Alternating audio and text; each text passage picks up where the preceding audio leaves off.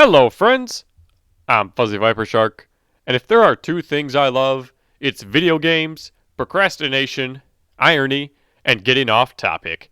Naughty, I naughty. You're teased this teasing video me. in a Naughty, previous Who Remembers video when I said that you would be more familiar with the game I talk about next time. This is the next time. Today, I want to reminisce about one of my absolute childhood favorites, Crash Bandicoot. If you don't know who Crash Bandicoot is, you're either not a gamer or you're under 6 years old. The fourth game in this series came out in 2020, and that really shows how this titan of video game characters is underrated. People are screaming about GTA 6 taking so long, yet here's Crash Bandicoot wasting away for a generation, being released just in time for those who played the original trilogy in their childhood to be playing the newest release with their own children. Yes, there have been numerous other Crash titles throughout the years, but I don't know of anyone that was asking for a fourth game to be made. They were doing just fine without numbering the games after 3. But here, I want to talk about the original Crash Bandicoot game for the PlayStation. I played this so much as a kid. Before memory cards and writing down the codes the game gives you, I basically would speedrun this game over and over as a way to disassociate while at my dad's for the weekend. Developed by Naughty Dog and produced by Sony, the original Crash Bandicoot released late 1996 around the world to great success. It was the second most rented game its first month out, and was the most rented game by its second month. It sold over 1 million copies worldwide in 1996 alone, and was in Sony's top 5 best-selling games. It ultimately finished as the 11th most sold game on the PlayStation of all time. However, it was only the jumping off point for its 2 sequels, as they both finished in the top 10. Reviewers and gamers enjoyed the game's graphics, presentation, audio, and the animal mascot being played. The graphics were nothing compared to today's game, but the level selection was unique. It put Crash into the world, and the player selected the level by walking between spots on the island. Around each level spot, the island is brought to life and shows a little bit of what is to come in the level. The idea was to be that the spot you select is the starting point of the level. There's a gate in front of you at the beginning of Native Fortress, and before selecting the level upstream, you're at the bottom, and by level's end, you're at the top in the map. The audio and music received praises from critics too. The sound effects bring the world to life. From the plants snapping at you, to the stones rolling by, it feels like Crash is going through this hostile environment that has a history and always existed. It's not a place for a Bandicoot, genetically enhanced or otherwise. While it looked and sounded good, it wasn't innovative as a platformer. Everything in this game can be compared to Super Mario Bros. There are chomping plants, turtles, crabs, and boxes. The latter of which were added late in development because without the boxes, the levels felt empty. Also, for being a 3D platformer, there were not a lot of elements of 3D movement in the world. Instead of scrolling across the screen, Crash has his back to the player and runs into the world. The problem was that the paths in a lot of the levels are narrow and don't offer a ton of movement in the third dimension. Later level designs do feel bigger as the path snakes throughout the level, but ultimately there's only ever one path to take through any given level. Boxes do not offer much new either. Instead of coins, there's Wampa Fruit. Some act as checkpoints, and others have tokens that, when 3 are collected, bring you to a bonus stage. Boxes also offer extra lives and extra hits, but without extra abilities. In Super Mario Bros., there is the Fire Flower that offers 2 extra hits and the Fireball ability. Yet, and not to shame on my boy, Aku Aku doesn't offer anything special. Until you get 3! Then it basically turns into a star power. Possibly the biggest difference in abilities between Crash and Mario is Crash's spin ability that he can do at any time. I don't really blame Sony and Naughty Dog for taking inspiration from Super Mario Bros. It was, and still is, one of the biggest franchises in gaming, and Sony didn't have a mascot character like Nintendo's Super Mario and Sega's Sonic. The minds behind Crash Bandicoot at Naughty Dog chose to develop a game that could be a face for Sony. Initially, the main character was named Willy the Wombat. Supposedly this was one of 3 animals listed for the character, the other 2 being the Bandicoot and the Potaroo. All from the marsupial family, as the idea was to have the mascot be of an existing animal that was appealing and obscure, like Sega's Hedgehog or Warner Brothers' Tasmanian Devil. After a while, Naughty Dog didn't like Willy the Wombat for being too dorky, and threatened to leave if not given naming rights. Eventually, the character was made to be orange and a bandicoot. The name Crash was given because of the destructive behavior of the mascot. In the beginning, Crash Bandicoot was a simple creature, probably doing bandicoot things, before the mad scientist, Dr. Neocortex, used his Evolval Ray to genetically modify the wildlife to create an army for himself in the pursuit of world domination. Crash was appointed to be general of the army. However, Crash had to be brainwashed before this could happen, and was scheduled to be thrown into the Cortex Vortex. But oh no! The Cortex Vortex rejects him. So Dr. Cortex chases Crash out of his castle, where Crash falls into the water below, only to wash ashore, where the game begins. Stopping Dr. Cortex's plan for world domination would be reason enough to get revenge. However, Crash is determined to save Tawna, a lady bandicoot he got the hots for after becoming sentient and meeting in Cortex's castle. Probably because her design was inspired by Pamela Anderson. Cortex plans on using Tawna as the general to his army now, but why is this guy set on using bandicoots? Does he know what a bandicoot is? Even genetically modified, these things are not intimidating. He has a myriad of other animals to choose from, including a crazed kangaroo, a roided out koala, and a Tommy gun wielding Potaroo. I don't know what the obsession with marsupials is, but the other 3 turn out far more scary than Crash. And in later games, we get introduced to the Komodo brothers and Tiny Tiger. Mentioned before, Aku Aku helps Crash on his journey through the islands to stop Cortex, starting off on Insanity Beach. Levels are typical of an island environment. There are crabs that walk side to side and turtles minding their own business but will somehow mess you up if you touch them. As levels progress, you discover the native peoples on the island. They do not take too kindly to this bandicoot climbing their wall and riding their wildlife. The first boss you encounter is Papu Papu, the tribal chief. He spins around with his staff, trying to leg sweep this poor bandicoot. After spinning for a bit, Papu Papu comes crashing down with the staff. This brief pause in spinning is Crash's chance to jump onto Papu Papu's head. Crash has to jump on his head 3 times to incapacitate him, and if you're really good, you can jump on his head while he's spinning. You don't gain anything from doing this, but it's a valid speedrunning strat. Afterward, Cortex gets word of Crash's survival and dispatches his army to take care of the issue. On the second island, we first meet Ripperoo, the crazed kangaroo in a straitjacket bouncing around. 9 platforms at the bottom of a waterfall are being jumped on by Ripperoo as you try to blow him up via the TNT crates being washed downstream. Timing is critical here because the TNT is on a timer long enough for you to get away, but you still need Ripperoo in the vicinity when it goes off. And after each hit, he changes his hopping pattern. Then, in the final stage on the second island, we meet our third boss and second soldier of Cortex, Koala Kong. And let me tell you, this guy fucks. This beefy hunk lives in a coal mine and throws boulders at you. You have to dodge, duck, dip, dive, and dodge until a heavy enough boulder stays close enough for you to spin back to Koala Kong while he's flexing on them haters.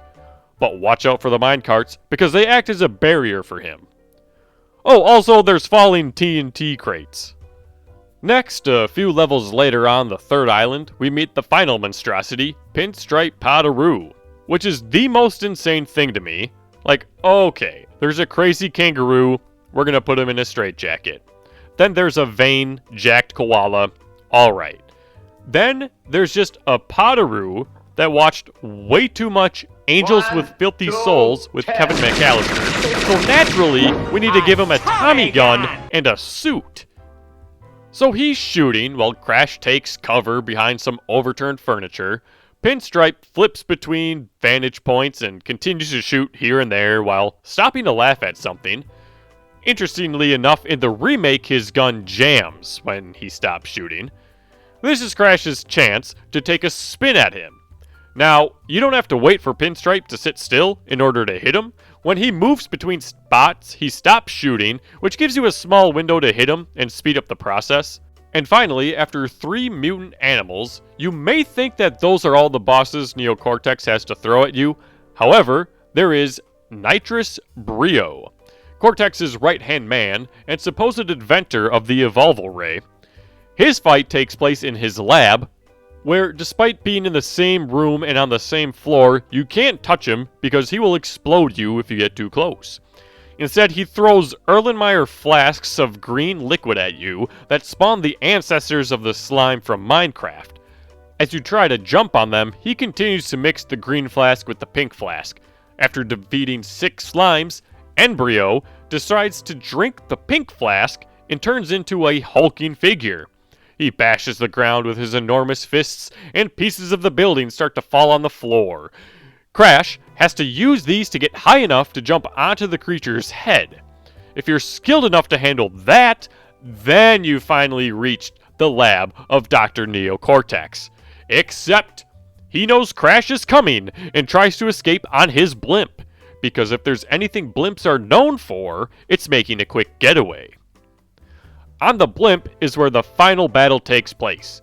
It starts off with Cortex cursing Crash as he rides around on his Oppressor Mark II, shooting little balls of energy of various colors. It's the green ones that are used to hit Cortex. All the while, the lab is on fire in the background. After defeating Cortex himself, the screen cuts to Crash and Tawna on top of the blimp together, floating off into the sunset. Now, before you actually reach the final boss battle with Dr. Cortex, there is a peculiar stage that Crash goes through named the Great Hall. Initially, it looks like an empty building with 2 platforms and a tremendous drop if this final jump isn't made, but like Transformers, there's more than meets the eye.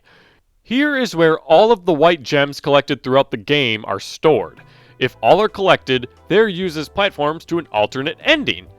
The end of the line leads to a curtain where Tawna is waiting for Crash on a bird.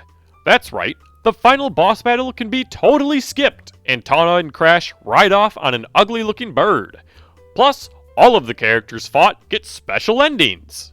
Papu sold the ruins of Castle Cortex to a resort developer. He then used the proceeds to open a big and tall shop on the island.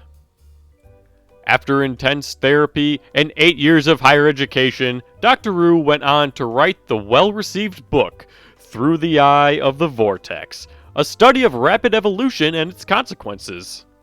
Koala Kong moved to Hollywood and landed a motion picture deal of universal proportions.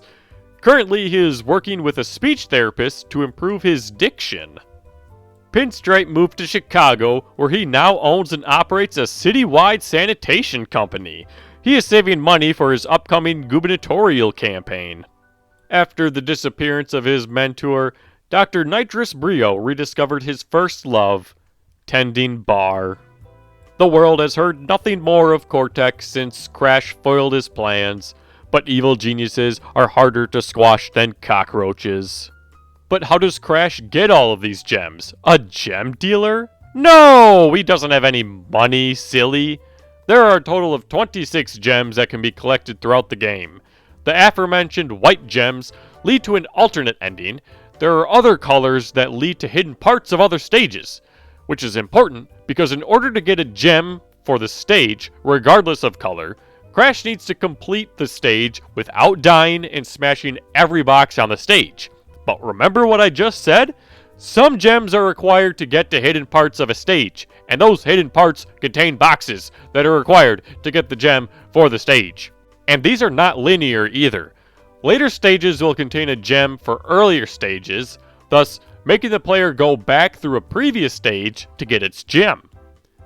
The stages that require gems to complete are not obvious, but there are certain parts of the stage where a tiny floating gem can be seen to indicate that there is something more.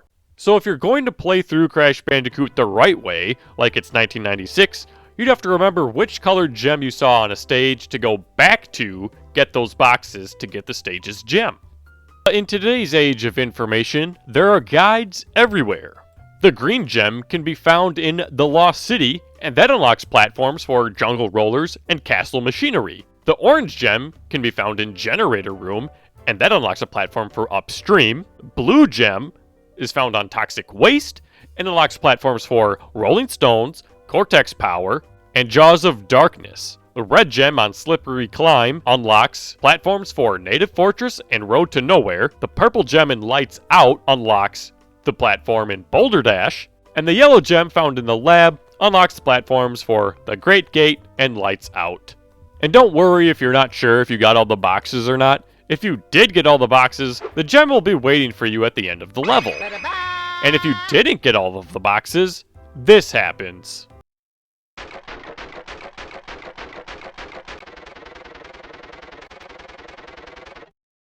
One thing I did not mention critics praising was the scaling difficulty throughout the game. It goes without saying that the game starts fairly casual and gradually gets more difficult as the game progresses. However, there are some infamous levels I like to think anyone that is a true fan of the game would know. Firstly, Boulders is the 4th level in the game. The first 3 levels could be considered something of a tutorial, but then this level throws the player for a loop. It doesn't quite start in the normal fashion. Typically, Crash faces away from the player at the start, but not this level. Crash is facing you. It's dark, claustrophobic, and has only one box at the start. The only way to go is towards the screen. You can't see what lies ahead. The Whopper fruit laying on the ground looks like an arrow. Then, it seems like Crash enters a tunnel. On the other side of the tunnel, the world opens up, and that's when you see it, the boulder. This level isn't like the first 3. You're not playing the level, you're trying to survive. The whole level is reactionary. You don't see what's ahead of Crash, only what's behind. The boulder, rolling after Crash as you hold down the D-pad with all your strength, hoping that maybe it'll make him run faster. Then there's the obstacles that have to be dodged and jumped over. The game, not letting you forget that this is a platformer, throws in blind jumps over gaps that the boulder traverses over with ease. Nothing slows it down until you reach the next cave for a short reprieve. This is done multiple times. Worse yet, you want the gem the level has to offer, don't you? Hog Wild is the 8th level in the game, and is still on the first island. This level is notable for being the first for the player not being able to directly control Crash. Instead, the level starts with Crash giving the player a strange, menacing look, a look that is made worse by the hog visible in front of him. Crash proceeds to do the second worst thing he could do to the hog after giving that look, and hops on its back. Now, this hog has only one speed and there's no slowing it down. The only control Crash has of it is left and right. Somehow it can be made to jump, which is good because of course there are obstacles in the way. Spiked logs fall in front of the path, large pits need to be jumped over, and vertical spiked pillars and natives need to be avoided. The caveat for this level is that the natives move side to side very quickly and there isn't time to react. At first, the pattern they move in is a guessing game, and you're just hoping for the best. Luckily, they have the same pattern regardless of times played, so once that is learned, they can be bypassed easily, and learning the overall level pattern is essential for breaking all of the boxes. Then there's probably the most well-known Crash Bandicoot level, the Road to Nowhere. Even if somehow you haven't played Crash Bandicoot, I'd be willing to bet most people have seen screenshots of this level. The 14th level of the game is the first bridge-type level that involves Crash making his way over a rickety rope bridge. There are gaps in the planks, planks that fail if stood on too long, and planks that break under any amount of weight. Despite Crash walking away from the player, not much can be seen through the dense fog ahead of Crash. Yet it is clear that Crash is high in the sky because nothing can be seen below. The fog hides slow-moving turtles that have to be used as an extra boost to clear larger gaps between planks that Crash couldn't otherwise make. He may be treading carefully when suddenly a wild hog runs out of the fog towards him and probably giving the player a scare. The hog runs towards and away Crash and seems to cut him off if he chooses one side or the other of the narrow bridge. Spin attacks and jumping on the hog have no effect. The only way is to jump over, and timing is crucial because the hog will chase you down. Now, real MLGs will use the rope strat. Most of the level can be bypassed with a skillful jump onto the rope the bridge is suspended from and tightrope walking across. But one slip of the D-pad will send Crash into the abyss below. And finally, the most infamous level of them all, in my opinion, is Slippery Climb. The 24th level of the game has Crash ascending the outside of Cortex's castle in a thunderstorm while avoiding traps and making tricky jumps. Platforms are constantly moving, and planks retreat into the side of the castle. At times, vaulters are needed to be jumped on to make jumps possible. Stairs fold flat, making an impossible slope to climb, and enemies on the outside trying to stop Crash are just the icing on the cake. But the cherry on top is that this level has only one checkpoint, and this level is not short.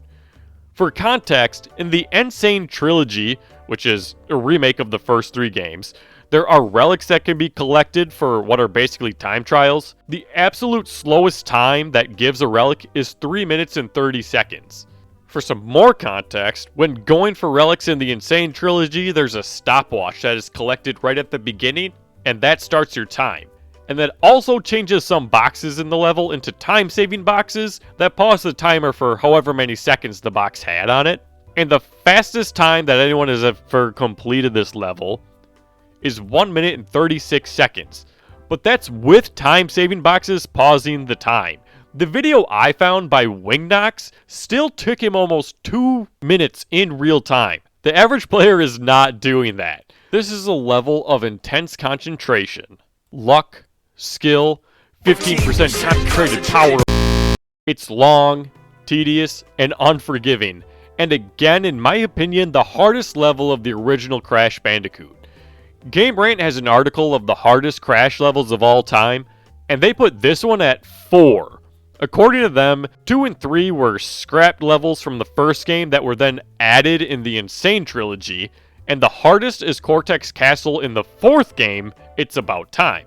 I know there are some other good ones I missed, but if you want to see them, stick around, subscribe, get notified when I play through the original Crash to 100%. A small aside on levels and design, you may notice during a playthrough that levels look similar to one another, not just environmentally, but almost copy and paste. A couple of examples of this are The Great Gate and Native Fortress, Jungle Rollers and Rolling Stones, Upstream and Up the Creek, Road to Nowhere and High Road, Hog Wild and Whole Hog, just in case you missed the first Hog level. Each of the latter expands upon the former and increases in difficulty.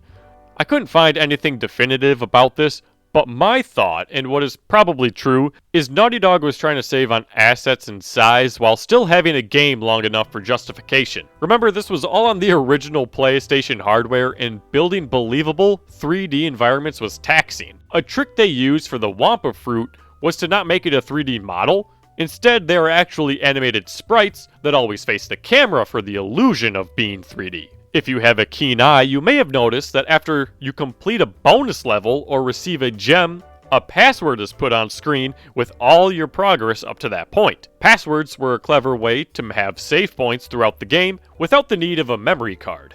A pen and paper can easily be used to jot down any passwords given, and no space was taken up on the memory card if you had one. Passwords were not unique, however.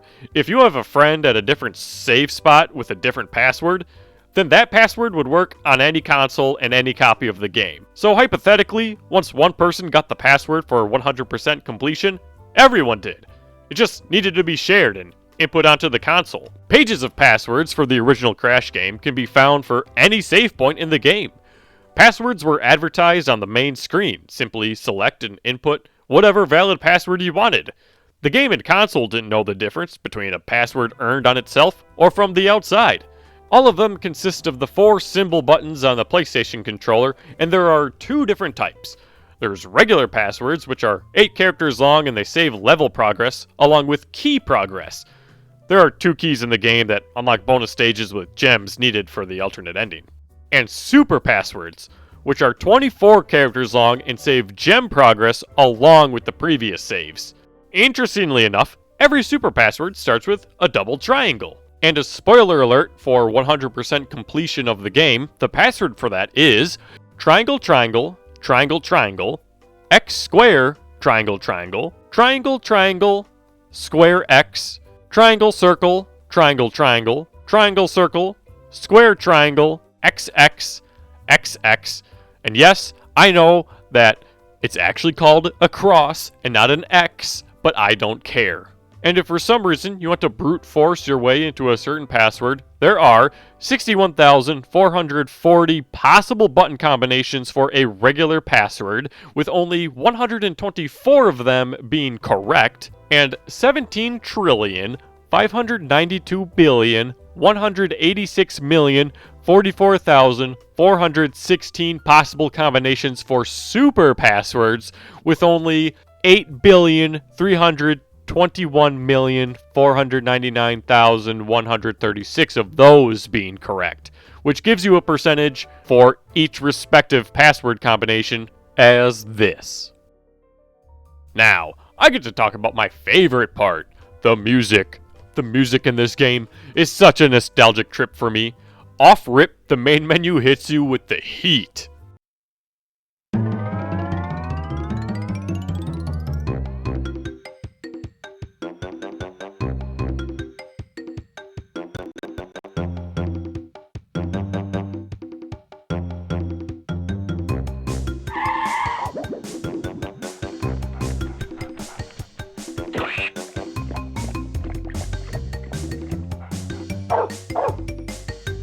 And of course, each level has a soundtrack that fits perfectly within its environment. These aren't full-length songs that I may have on a playlist, 7th Legion, but everything works so well together that you don't even realize the song repeats after about 90 seconds. It's video game background music, but it hits me every time I fire up the game and the menu lights up with Crash running right at me. And that, to me, will never get old. Crash started off as a humble Bandicoot and was transformed into one of the most recognizable gaming mascots of all time. He may not have stayed as relevant as his contemporaries and fallen to obscurity in 2010, but with the Insane Trilogy in 2017, the 4th installment in 2020, and 3 other games that have come out since 2017, Crash is trying to make a resurgence into the gaming world. No movie has been announced yet, and since Sony nor Universal have rights to the game anymore, I don't really think we're going to see one anytime soon, and I'm grateful for that. But who knows? For as much money Sony likes to throw away, maybe they'll make Activision an offer they can't refuse. I just don't want this former titan of gaming to fall to the wayside. Crash deserves better than that. And if you made it this far, maybe you feel the same way too, or at least you learned something new here. With that, I can't thank you enough for watching. I'm Fuzzy Viper Shark. Peace.